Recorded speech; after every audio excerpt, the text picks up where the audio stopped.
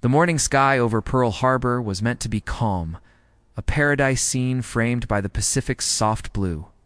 Instead, it became a canvas of smoke and flame. Japanese aircraft filled the air, roaring low over battleships and airfields, unleashing devastation with precision. In this chaos, two young P-40 Warhawk pilots made a decision that defied logic: to take off into an aerial slaughter, outnumbered and outgunned. Their names would become legends: Ken Taylor and George Welch. But at that moment, they were just two men staring down impossible odds. As they climbed into the air, tracer fire streaked past their cockpits, and the sound of explosions drowned out every thought but survival. What could two planes possibly accomplish against hundreds? Yet history remembers their courage as a symbol of defiance on America's darkest day. To understand their story, we must first return to that fateful morning in Hawaii. The morning of December 7, 1941, dawned warm and bright over Oahu. Palm trees swayed gently, and the harbor's still waters mirrored a postcard-perfect sky. For the sailors and soldiers stationed there, it was just another Sunday morning, until the sound of aircraft engines shattered the calm. At 7:55 a.m., the first wave of Japanese planes descended with terrifying precision.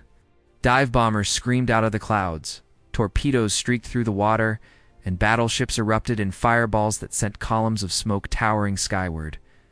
In less than 2 hours, over 350 Japanese aircraft would cripple America's Pacific Fleet, destroying or damaging 8 battleships, wrecking nearly 200 aircraft on the ground, and killing more than 2,400 Americans. The United States, a nation that had not yet entered the war, was suddenly thrust into global conflict. Amid this chaos, with runways burning and defenses collapsing, a few pilots managed the impossible. They scrambled to fight back. Among them were Ken Taylor and George Welch, whose decision to take to the skies would mark a turning point in the day's story. The Curtiss P-40 Warhawk was never meant to dominate the skies. By 1941, it was already considered outdated. A stopgap fighter rushed into service while newer aircraft were still in development. Against the sleek Japanese Mitsubishi A6M0, the Warhawk was painfully outclassed, slower, less agile, and struggling to climb at high altitudes. Pilots knew this all too well. They trained knowing their aircraft lacked the maneuverability to win traditional dogfights. Its Allison engine provided raw speed in a dive, but at lower speeds, it was vulnerable. And without self-sealing fuel tanks, one well-placed burst could turn it into a fireball. Yet this was the fighter Ken Taylor and George Welch climbed into that morning with little time to even strap on their gear. The Warhawk's shortcomings made their mission feel suicidal. But within those limitations lay hidden strengths: armor plating, rugged construction, and heavy machine guns that few fully appreciated.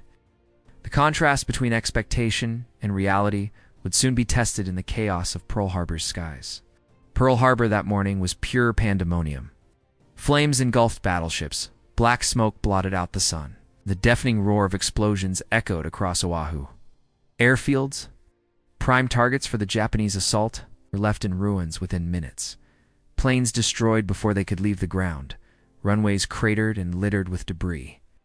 At Wheeler Field, chaos reigned as mechanics and ground crews scrambled for cover, some fighting back with rifles and machine guns, others desperately trying to fuel and arm the few surviving aircraft. Amid this devastation, Ken Taylor and George Welch rushed to their P-40s, parked off the main runway by sheer luck. There was no time for protocol or orders. They were acting on instinct, determined to fight back. With minimal ammunition loaded and fuel tanks barely topped, they taxied through smoke and wreckage as bombs exploded around them. In those frantic moments, survival was secondary. Their mission was simple: get airborne, disrupt the attack, and protect what was left. The scene they were about to face in the skies would prove even more harrowing than the chaos below. Ken Taylor and George Welch were not seasoned veterans. They were just 21 and 23 years old, freshly commissioned lieutenants stationed in paradise. Friends since flight school, they had spent the previous night at a dance and poker game, only to be jolted awake by explosions at dawn. Hungover, tired, and without orders, they sprinted to Wheeler Field as chaos unfolded. Both men had reputations for skill and daring, but what set them apart was their initiative. Neither waited for permission to act. Spotting their P-40s positioned away from the worst bombing runs, they leaped into action.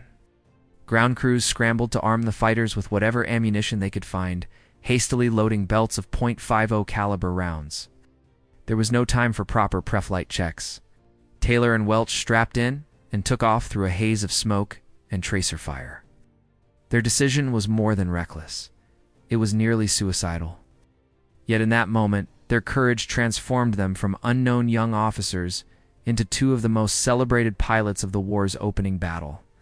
Their daring gamble was about to test both their skill and their aircraft's limits. As Taylor and Welch climbed into the sky, the scene was apocalyptic. Japanese fighters swarmed above, strafing airfields and ships with ruthless precision. The two P-40s were alone, weaving through anti-aircraft bursts and tracer fire, relying on instinct and split-second decisions. With no coordinated defense and no radio contact, they improvised tactics on the fly. Using the Warhawks' superior dive speed, they struck fast, firing bursts at enemy bombers before peeling away to avoid Zero fighters. At one point, Taylor's canopy was sprayed with bullets, forcing him into a low-altitude escape through smoke-filled skies. Welch, too, narrowly avoided disaster, diving between mountains to shake pursuers. Yet they refused to retreat. Circling back, they re-engaged, picking off bombers and fighters and daring head-on attacks. Their aggressiveness surprised the Japanese, who had expected no resistance. Each kill bought precious seconds for ground crews and sailors scrambling to fight back. Against overwhelming odds, their audacity shifted the narrative. America was bloodied but not broken. The pair's courage inspired others to regroup, setting the stage for a counterattack few believed possible just hours earlier. What the Warhawk lacked in agility, it made up for in resilience. Its rugged frame absorbed damage that would have torn lighter aircraft apart, and its armored cockpit offered rare protection for pilots. Taylor and Welch quickly learned to exploit these strengths, diving at blistering speeds that even the nimble Zero couldn't match. The Warhawks 6. .50 caliber machine guns packed a punch, shredding enemy bombers with devastating effect. Though inferior in turning battles, the P-40 excelled in boom and zoom tactics, where speed and firepower decided the fight. Each dive became a calculated gamble, a lightning-fast strike followed by a steep escape. This strategy transformed the outdated fighter into a deadly weapon in skilled hands. As enemy pilots scrambled to keep pace, Taylor and Welch turned disadvantages into opportunities, proving that courage and ingenuity could outweigh technical inferiority. The Warhawks' reputation shifted that morning, from an underdog to a symbol of American grit. Yet their bravery wasn't without cost. The skies remained thick with enemies, and their fuel and ammunition dwindled fast. The battle's climax was about to push them beyond exhaustion and into legend. The climax of their fight came in a blur of speed, smoke, and sheer willpower. With fuel gauges dropping and ammunition nearly spent, Taylor and Welch dove back into the fray, determined to strike again. Japanese planes swarmed the skies, yet the two pilots pressed forward, attacking bombers lining up on battleships below. Welch shot down a Zero with a perfectly timed burst, while Taylor narrowly dodged a hail of bullets that shredded his wing. Despite damage to both aircraft, they refused to break off, diving repeatedly into enemy formations. Witnesses on the ground watched in awe as the two P-40s streaked through fire and chaos, their presence lifting morale amidst devastation. By the end of their mission, they were credited with at least 6 confirmed kills, though some historians believe the number was higher. Their heroics didn't stop the attack, but their defiance proved the U.S. wasn't defenseless. Exhausted, battered, and low on resources, they landed their shot-up fighters symbols of survival and defiance. The chaos of that day forged them into legends, and their actions would echo far beyond Pearl Harbor's smoke-filled skies. Taylor and Welch's actions became one of Pearl Harbor's few uplifting stories. In a battle that left much of the Pacific Fleet in ruins, their courage symbolized resistance in the face of overwhelming odds. Both pilots were awarded the Distinguished Service Cross, one of the nation's highest military honors. Though their story was overshadowed by the devastation of the day, historians now credit them not only with shooting down multiple enemy aircraft, but also with proving that quick action and improvisation could save lives. Even in surprise attacks, their defiance inspired American morale, showing the world that the U.S. military would fight back fiercely despite its early losses.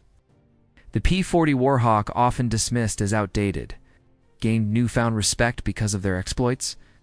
Over the next years, it would become a workhorse in multiple theaters of war. Yet Taylor and Welch's heroics remain unique. Two men who leaped into history without hesitation, forever tied to that morning when the Pacific skies burned. Their story set the stage for America's transformation from an unprepared target to a relentless force that would turn the tide of World War II. In the chaos of Pearl Harbor, when destruction seemed unstoppable, two young pilots chose action over fear. Their decision to take off without orders, an aircraft considered second-rate, transformed them into symbols of courage. While Taylor and Welch could not alter the course of that morning's devastation, their defiance sent a powerful message. Even in America's darkest hour, resilience and ingenuity burned bright. Their story captures a truth often overlooked in military history, that heroism is not always found in sweeping victories, but in the determination to fight when the odds promise only defeat. The image of those two P-40s streaking through smoke-filled skies is more than just a tale of bravery. It's a lesson in improvisation, leadership, and grit. It reminds us that war is shaped as much by individual choices as by grand strategy. Their actions didn't just inspire their fellow servicemen. They helped ignite a spirit of resolve that would carry the United States from stunned victim to formidable powerhouse in the years ahead. 80 years later, their courage resonates as a question for us all. When faced with overwhelming odds, would we have the nerve to climb into that cockpit? What do you think you'd have done on that morning?